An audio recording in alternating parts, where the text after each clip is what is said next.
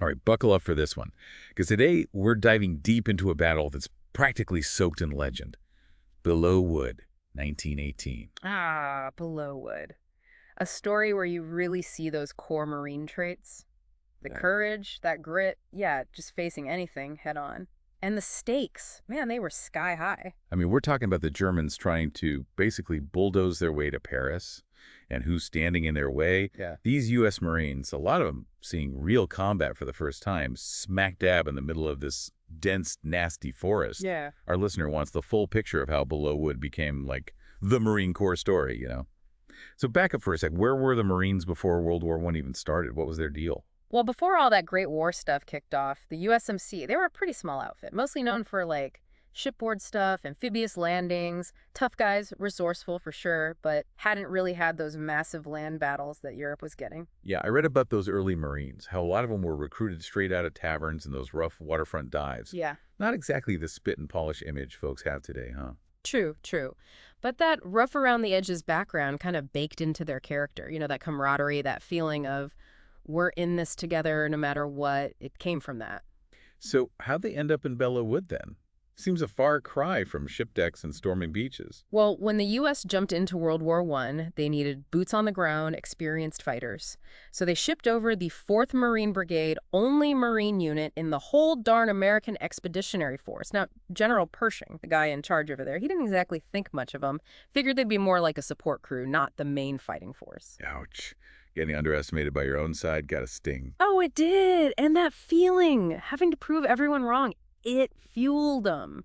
Made those Marines even more determined to show what they were made of. And Belleau Wood was their chance, right, to shut those daggers up. You got it. The battle was savage, a fight for every inch against a tough enemy. We're talking dug-in Germans, superior firepower, and the terrain favored the defenders, not the attackers.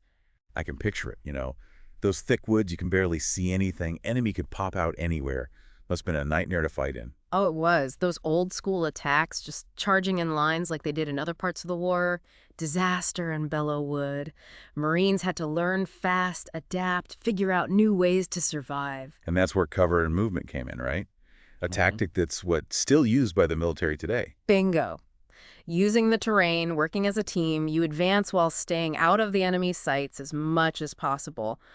One squad lays down fire, the other moves up, using whatever cover they can find, then they swap. Leapfrogging forward, but man, it was slow and bloody going. Sounds simple when you say it like that, but in the middle of a battle, that must take in some serious coordination. No doubt. You needed communication, trust between those Marines, but they got good at it, and it's a big reason they were able to hold Belleau Wood. So we've got these Marines adapting on the fly, facing a tough enemy in a brutal environment. And from all this chaos, that's where those legendary stories come out, the ones that are like Marine Corps gospel. Yeah, and it's more than just some lone hero stuff, although there was plenty of that. It's about the Marines as a whole, their courage, not giving up even when things looked bad. One of those stories, the one everyone knows, is about Captain Lloyd Williams, right? The guy who flat out refused to retreat. Yep. The French, they'd been in that awful trench warfare for years, so they were understandably cautious, Suggested maybe the Marines should pull back, regroup, think things over. And Captain Williams, the quintessential Marine, just goes, "Retreat! Hell, we just got here." Classic. Became a rallying cry for the Marines, a symbol of how they fight, how they don't back down, and to this day, Marines still quote it. I get why it's stuck.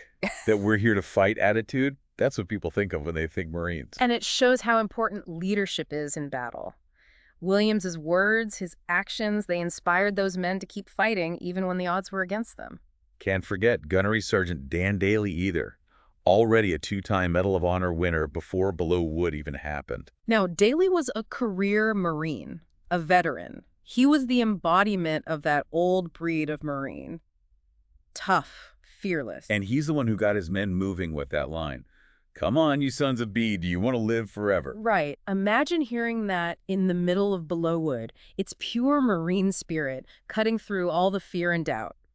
Sometimes it's the simplest, most direct words that hit them hardest. No question. Daly's words might not have been fancy, but they got the job done, showed how urgent things were, the need to act, and it got his men fighting like hell. Those individual stories, they're amazing. But Belleau Wood had a bigger meaning too, right? Yeah. How did it fit into World War I as a whole? Well, like we said, the Germans were on this huge offensive in the spring of 18, their last big push to try and win the war before the Americans really showed up in force. And Belleau was strategic. It sat on a key road that led straight to Paris. So if the Germans took Belleau, they could have threatened the French capital. You got it. Huge blow to the Allies, could have turned the whole war around. Those Marines weren't just fighting to survive then. They were stopping a disaster for the entire Allied war effort. Exactly, and they knew it. The weight of that responsibility, it was on their shoulders. And they held against everything the Germans threw at them. They did, but it wasn't some quick, easy win. The fighting went on for weeks, brutal, heavy losses on both sides. A real war of attrition, a test of just how much they could endure. Absolutely. Every inch of ground was fought over. German counterattacks, constant shelling, machine gun fire. I can't even imagine. Stuck in those woods, the heat, the lack of, well, everything. Must have been hell. It was. And don't forget the mental toll, the psychological impact of all that fighting. That's a huge part of what we want to explore in this deep dive. We always hear about the bravery, the medals, but what about the scars you can't see? The mental and emotional toll on these Marines. Crucial question and often overlooked. People focus on the physical casualties, but those hidden wounds, they can be just as bad, if not worse. So what kind of mental challenges were those Marines dealing with at Belleau Wood? Try to put yourself in their shoes. Weeks of constant threat. Death, always a possibility. The stress, the fear, the exhaustion, it wears a person down no matter how tough they are. Nightmares, flashbacks, wondering why they survived when others didn't. Exactly. And that's just the immediate stuff. A lot of these guys carried those burdens long after the fighting was over. Did the Marine Corps have any kind of support for those struggling with the mental side of war? Back then, understanding of that kind of trauma was in its infancy. Huge stigma around mental health, especially in the military. So many of them suffered in silence. Sadly, yeah, suck it up, be a man. That's what they were told. Breaks my heart, you know. These guys gave everything for their country, but they couldn't get the help they needed. It's a tragedy. Shows how far we've come in recognizing and treating psychological trauma, but also how far we still have to go. Absolutely. But we can't forget the sheer courage and resilience those Marines showed at Belleau Wood. No doubt.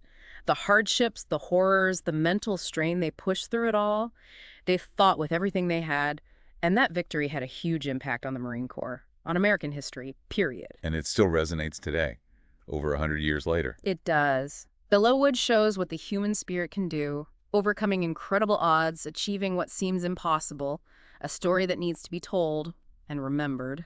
Amen to that. But there's another piece of this puzzle that I find really interesting, and that's Floyd Gibbons, the reporter from the Chicago Tribune.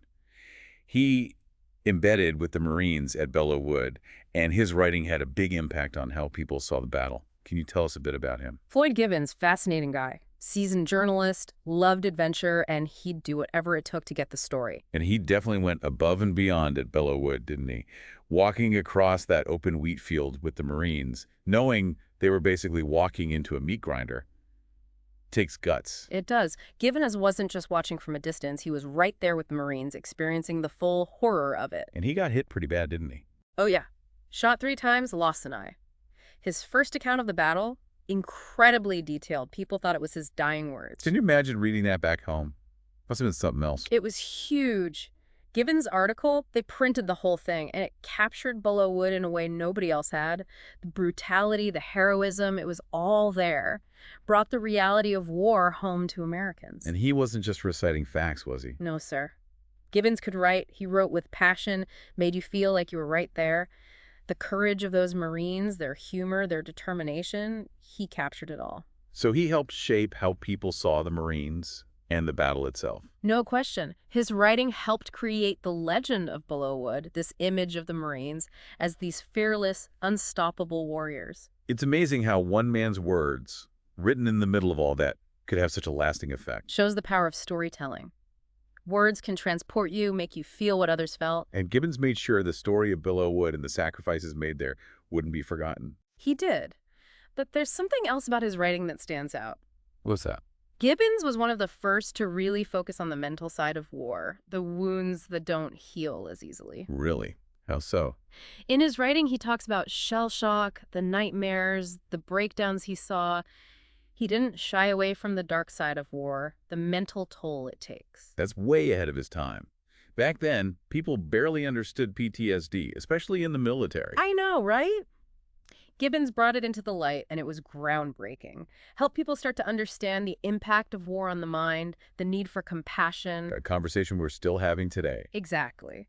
That's how important Gibbons' work was and how powerful the legacy of Belleau Wood is. Well said.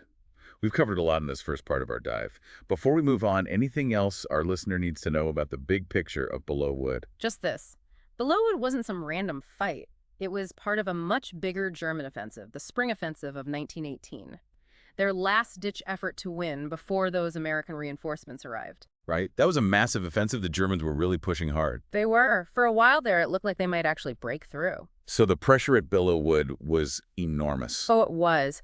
The Marines, they weren't just fighting for themselves, they were fighting for the fate of the war. And their victory, even though it came at a high price, helped turn the tide. You got it. Belleau Wood was a turning point in World War I. Showed the world what America was made of, had a ripple effect, inspired other Allied victories, ultimately contributed to the Germans losing the war.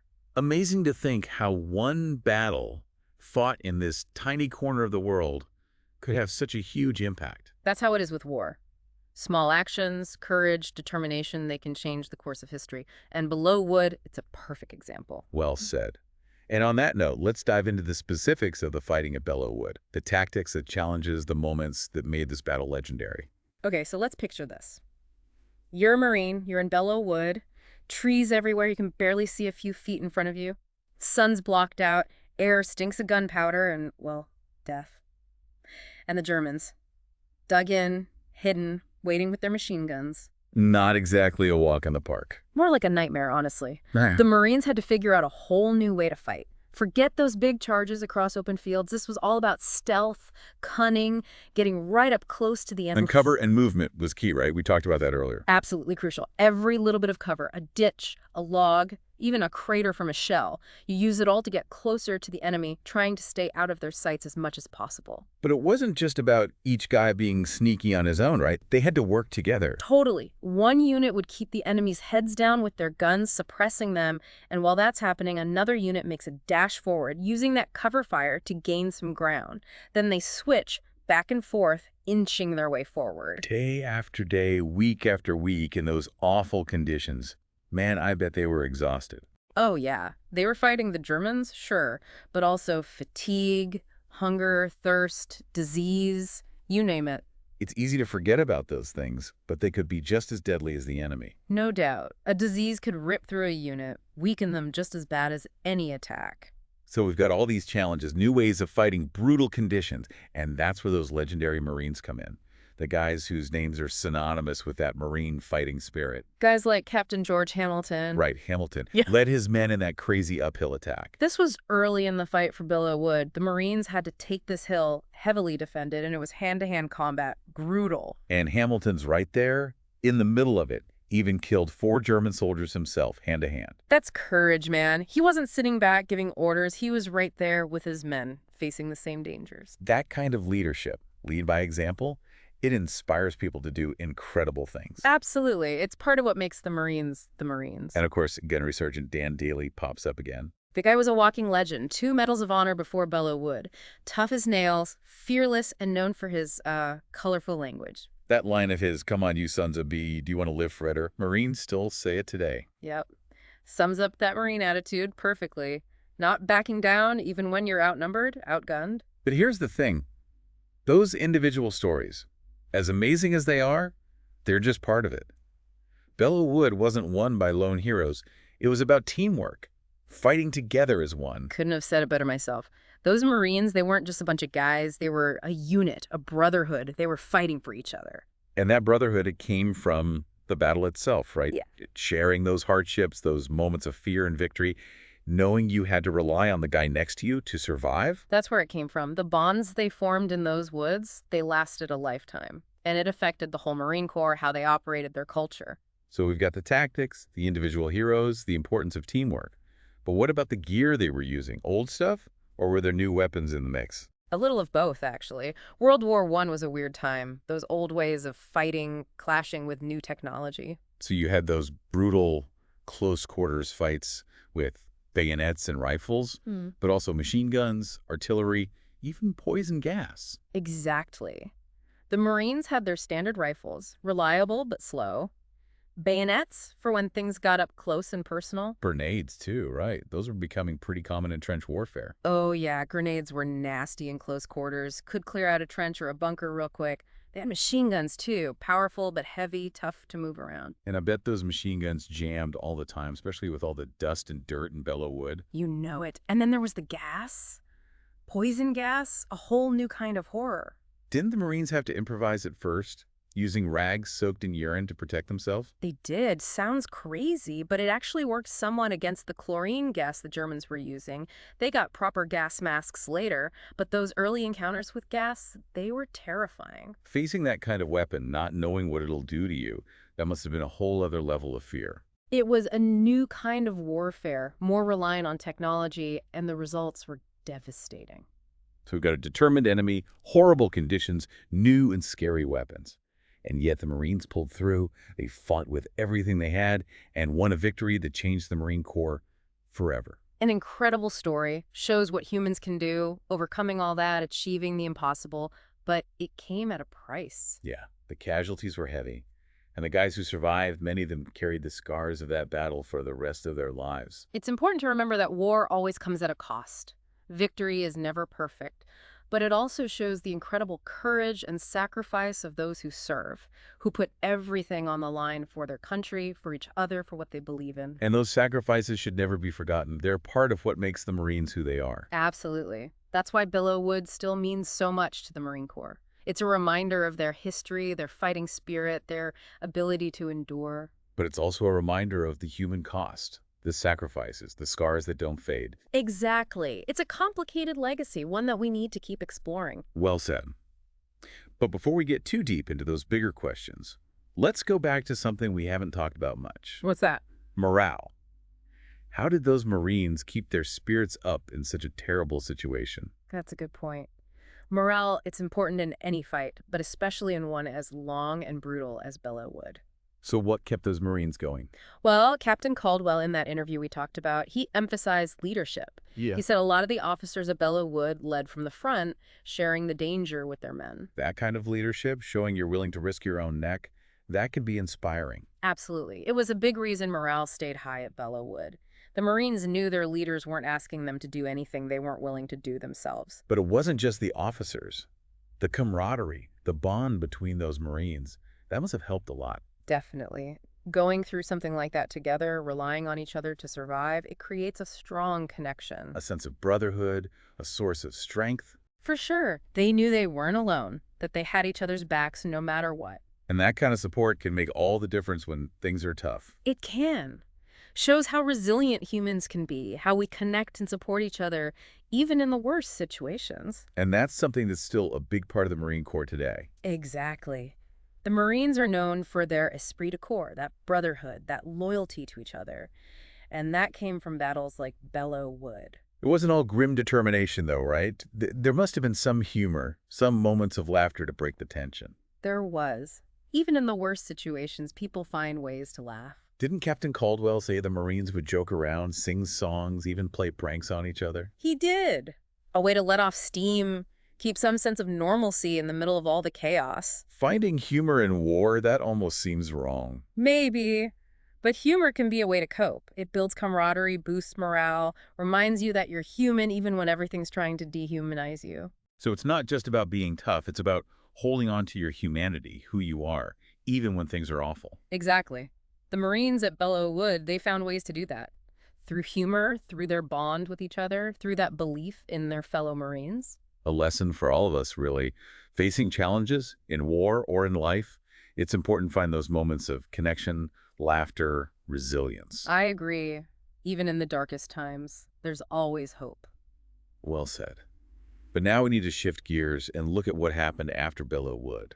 It was a victory, but a costly one. It was. A lot of men didn't come back, and those who did, many of them were never the same. So how did the Marine Corps deal with the aftermath of Belleau Wood? How did it affect their training, their tactics, their culture? Those are the questions we'll be tackling in the final part of our deep dive. So we've really gotten into the weeds, so to speak, with Belleau Wood. This brutal fight that You could argue put the U.S. Marines on the map back in 1918. We talked tactics, heroes, that incredible toughness they showed. But the impact of a battle goes way beyond just winning or losing, right? Oh, absolutely. Belleau Wood, it wasn't just a victory. It's like it forged the Marine Corps identity, how we see them today. The stories, they get passed down in the barracks during training. It's all part of how Marines see themselves even now. So how did this one battle, as awful as it was, become so important to the Marine Corps? What are those connections between Belleau Wood and how they train, how they fight, even their whole outlook today? Well, think about the tactics first. World War I, it was a huge shift. Gone were those big, open battlefields. In was the brutal reality of trench warfare. Belleau Wood, it forced the Marines to adapt, become experts at fighting in tough terrain. And cover and movement. That was a game changer, wasn't it? Not just at Belleau Wood, but for wars to come. You got it. It became a basic principle for the Marines. Use the terrain, use your firepower, outsmart the enemy. They still teach it today directly from what they learned in those woods. And it wasn't just the tactics. Belleau Wood also showed how important leadership was. We talked about Captain Lloyd Williams refusing to retreat, Gunnery Sergeant Dan Daly getting his men fired up. Yeah, those were big moments. Reinforce that idea of leading from the front, sharing the danger with your troops. It's baked into Marine Corps culture now. You see it in their training, like the Crucible. Officers go through the same hell as the recruits. It builds trust, respect. They all go through it together. Exactly. Belleau Wood showed that being a leader wasn't just about barking orders from a safe spot. You got to inspire your men, lead by example, be in the thick of it with them. And it wasn't just the leaders, was it? The Marines themselves, how tough they were, how they fought for each other, no matter what. Those stories became legendary. They did. That Devil Dog's nickname, whether it started at Belleau Wood or not, that's the image it's cemented. Those Marines were seen as ferocious, never-give-up fighters, part of their identity, their esprit de corps. That esprit de corps, that brotherhood that gets forged in battle, it's a Marine Corps trademark. 100%. Part of their training, their culture, everything they do. Marines, they learn to rely on each other, trust each other, fight for each other like family. That bond, feeling like you're part of something bigger, that's got to be powerful. Helps them deal with hardship, overcome anything, achieve what seems impossible. It does. And that brings us to another part of the Belleau Wood legacy. The understanding that victory always comes at a price. The Marines, they lost a lot of good men in that fight. And those who made it out, many of them carried invisible scars, the mental wounds that never really healed. We talked about how little they understood PTSD back then. But Belleau Wood, in a way, it started the change in how the military and society, too, see the mental and emotional health of those who serve. Because even without the right words for it, they saw the effects of trauma firsthand. Right. And over time, the Marines, the Army, the whole military, they started investing in ways to help with the mental impact of war. Still a lot of work to do, but at least they recognize it now. So Belleau Wood, it's this complicated legacy. Tactical innovation, leadership, the power of brotherhood, but also the awareness that war leaves its mark. That's a great way to put it. And for our listener who wanted to understand how a battle becomes legend, Belleau Wood shows it's not just about winning. It's about how that victory changes an organization, its values, its identity, its very core. For the Marine Corps, Belleau Wood is more than just a battle. It's a reminder. Reminds them who they are, what they believe in, and what they're willing to give for their country, for each other. Powerful legacy for sure. A story that inspires, that challenges, that reminds us of the human cost of war. Well said. And on that note, I think we've reached the end of our deep dive into Belleau Wood. Fascinating journey exploring this battle and its impact. It has been. Hope our listener now has a deeper understanding of those Marines who fought there, their courage, their sacrifice, what they left behind. I think they do. And for anyone who wants to learn more about Belleau Wood from the ground level, read those firsthand accounts, the ones written by the Marines who were there. Those words bring it to life in a way no history book can. I agree. Those accounts, they give you a glimpse into the horror, the heroism, the camaraderie, the fear, the laughter, the despair. They remind us that behind the big stories, the battles, and the victories, there are always human stories, stories of courage, sacrifice, and resilience, stories we need to hear and remember. Well said. And until next time, keep diving deep.